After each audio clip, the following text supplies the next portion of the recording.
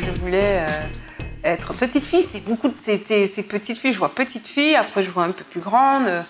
Quand j'étais plus petite, je voulais vraiment être hôtesse de l'air, je voulais voyager.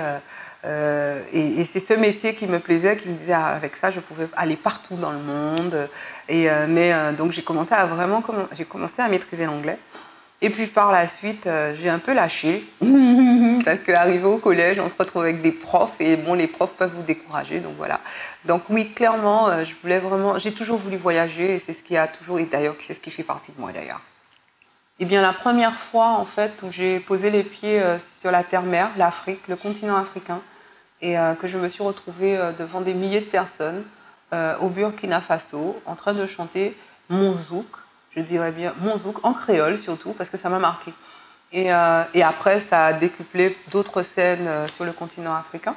Et puis après aussi la communauté haïtienne. En fait, j'ai découvert à travers ces voyages que, au-delà de mes frontières, territoire français, le zouk fonctionnait, mais vraiment très très bien, et fonctionne encore, mine de rien.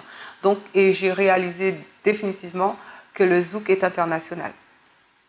Le conseil que je dis aujourd'hui aux jeunes, c'est de repartir sur une base, en fin de compte, de créer le zouk, mais dans un système de transfert d'amour. C'est-à-dire que ne partons pas dans une directive de départ à avoir la gloire par rapport à ce métier d'être un artiste zouk ou autre, je dirais.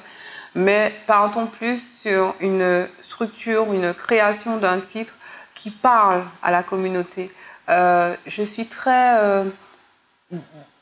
pas particulièrement déçue des textes que j'entends aujourd'hui au niveau avec notre musique zouk. Donc du coup, il faut que ça danse déjà, parce que la musique zouk se rapprochait beaucoup de ça.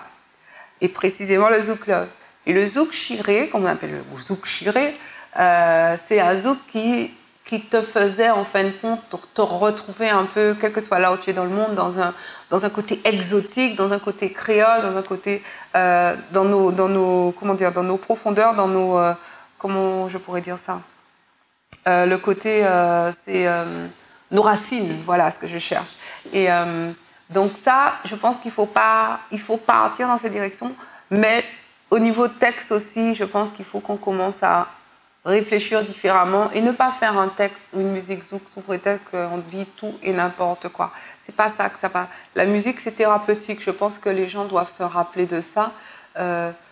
Toute chanson sortie marque le temps, donc reste indélébile. Je pense qu'il faut faire attention à ce qu'on dit, à ce qu'on chante, parce que clairement, il y a des personnes qui entendent, qui écoutent, qui prennent le temps. Et il faut que ça les apaise, en fin de compte. Il faut que ça leur parle dans le bon sens. Voilà ce que je cherchais. Alors, 24 heures, 6 heures de sommeil, 2 heures avec petit garçon, à gérer la préparation pour aller à l'école. Ensuite, 8 heures à 10 heures de préparation, d'organisation par rapport au fait que je suis dans l'organisation de mariage, donc beaucoup de phoning, beaucoup de demandes de devis, beaucoup de rendez-vous. Le soir, on récupère petit, entre-temps, on lui donne, donc on part sur, après avec bébé, 4-5 heures en même temps, les rendez-vous, 4-5 heures jusqu'à ce qu'il aille se coucher, et puis c'est rebelote.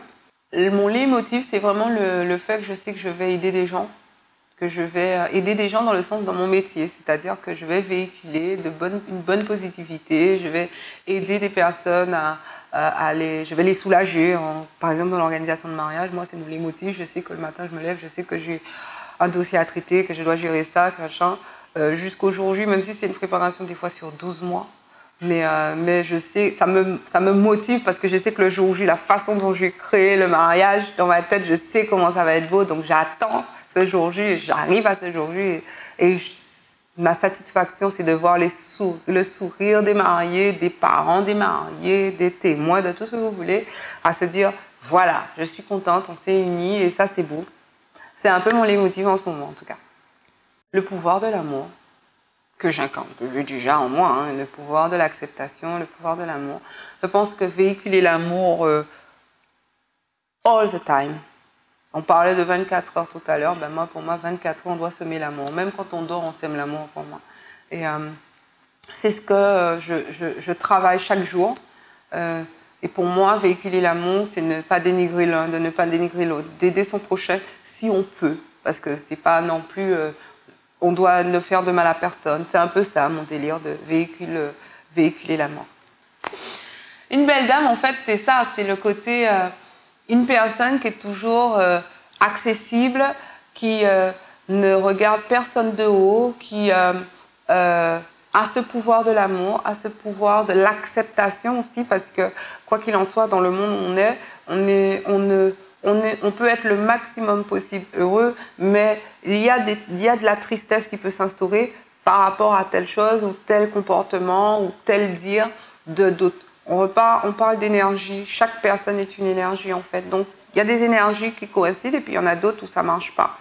Et pour moi, le pouvoir de l'acceptation pour mieux vivre et continuer à toujours au mieux véhiculer l'amour, c'est justement d'accepter que l'autre personne face à soi est, en fait. Ne pas chercher à changer quelqu'un, mais si cette personne cherche... à avoir une amélioration dans sa vie, dans son bien-être et tout ça.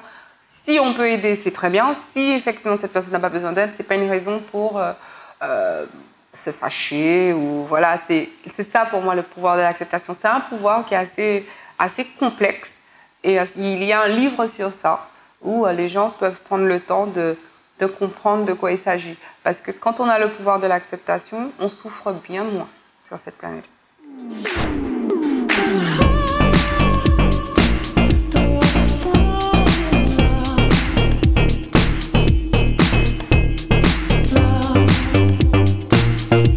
Love.